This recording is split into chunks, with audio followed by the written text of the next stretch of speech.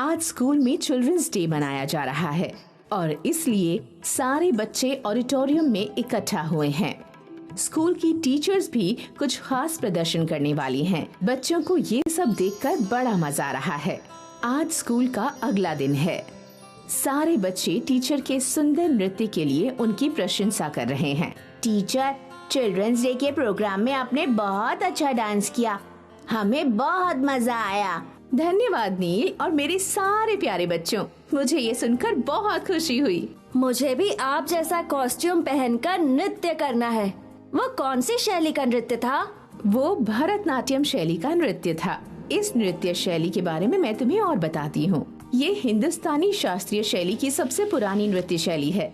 तमिलनाडु के तंजौर जिले में ये सबसे पहले पेश की गई थी। तमिल में भरतनाट्यम का मतलब है भ यानी भावम, जिसका मतलब है अभिव्यक्ति। रा यानी रागम, इसका मतलब है संगीत। ता यानी तालम, जिसका मतलब है ताल और लय। और नाट्यम, जिसका मतलब है नृत्य। इस नृत्य शैली का उपयोग कहानियाँ बताने के लिए करते हैं। वाह! बच्चों, इसकी शुरुआत मंदिर के नृत्य परंपरा के रूप में हुई थी, जिसे देवदासी कहते हैं। भगवान की प्रार्थना के रूप में नर्तकी भरतनाट्यम नृत्य करती है। इन नृत्यांगनाओं को देवदासी कहते हैं। ये नृत्य राज दरबार में राजा और उनके मेहमानों को रिझाने के लिए किया जाता था। तमिलनाडु और कर्नाटक राज्यों में खास त्योहारों और किसी भी शुभ अवसर पर ये नृत्य किया जाता है। कई सालों पहले एक मुनि थे जिनका नाम था भरत। उन्होंने संस्कृत भाषा में नाट्य शास्त्र लिखा था। ऐसी किताब जो भरतनाट्यम की शैली, प्रदर्शन और नृत्य शैली के बारे में बताती है। इस नृत्य में नर्तक को हाथ की मुद्राओं पर शारीरिक ढंग, अभिव्यक्ति और भाव का ध्यान रखना पड़ता है। क्या भरतनाट्यम में अलग प्रकार का संगीत होता है? हाँ वानी, भरतनाट्यम में अलग अलग संगीत वाद्यों का उपयोग किया जाता है। भरतनाट्यम का सबसे महत्वपूर्ण वाद्य है मृदंगम और सिम्बल्स। कभी कभी वीणा, वायलिन, घटम और फ्लूट का भी इस्तेमाल करते हैं। प्रदर्शन के दौरान जो गीत गाए जाते हैं वो संस्कृत, तमिल, कन्नड़ा और तेलुगु में होते हैं। बच्चों, अब मैं मल्लिका साराभाई का एक वीडियो चलाती हूँ। उन्हें भरतनाट्यम में कई सारे अवार्ड्स मिले हैं। कितना अच्छा नृत्य करती हैं ये। इनकी आंखें कितनी बड़ी हैं। हम अपनी आंखों के जरिए बहुत कुछ बोल सकते हैं।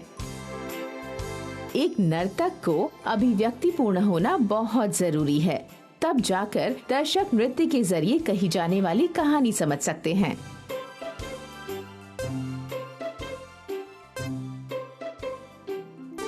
उनकी वेशभूषा कितनी रंग बिरंगी और सुंदर थी।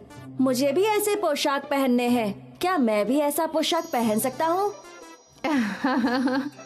हाँ सिर, पुरुष और स्त्री के लिए अलग अलग पोशाक होती हैं। क्या लड़के भी भरतनाट्यम कर सकते हैं? हाँ नील, लड़के और लड़कियाँ दोनों भरतनाट्यम कर सकते हैं।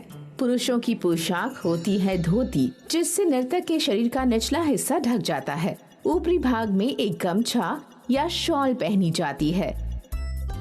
स्त्रियों की पोशाक होती है साड़ी या धोती पजामा, साथ में ब्लाउज और एक कपड़ा जिसे पंखे की तरह पहनाया जाता है, जिससे नर्तकी का पदन्यास अच्छे से देखा जा सके। बहुत सारे जेवर जैसे मांग टीका, झुमके, कमरबंद, बाजूबंद, नथनी, नेकलेस, लंबा वाला हार, ये सारे होते हैं।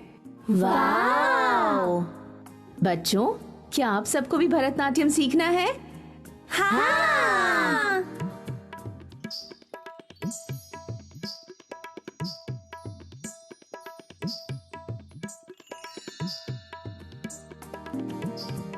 बच्चों, क्या आपको ये सीखकर मजा आया?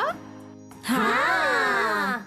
टीचर, नर्तकी ने जो पैरों में पहना है उसे क्या कहते हैं? उसे घुंघरुओं की पट्टी कहते हैं। उसमें बहुत सारे घुंघरू बंधे होते हैं। लेकिन नर्तक ये घुंघरुओं की पट्टी क्यों पहनते हैं? क्या इन्हें हमेशा पहनना जरूरी है? हाँ नील, घुंघरुओं की पट्टी पहनना जरूरी है। क्योंकि इससे पदन्यास की कठिनाइयाँ दिखाई देती हैं। घुंघरुओं की पट्टी से आने वाली आवाज से नर्तक संगीत से जुड़ा रहता है और ताल में नृत्य करता है। इससे नृत्य और भी उभर कर आता है। ओह!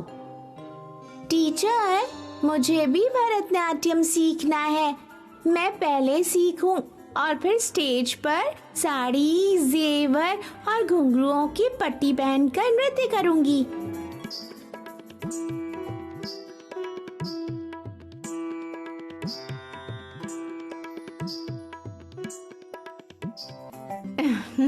ये तो बहुत अच्छी बात है वानी, मुझे ये सुनकर बहुत अच्छा लगा।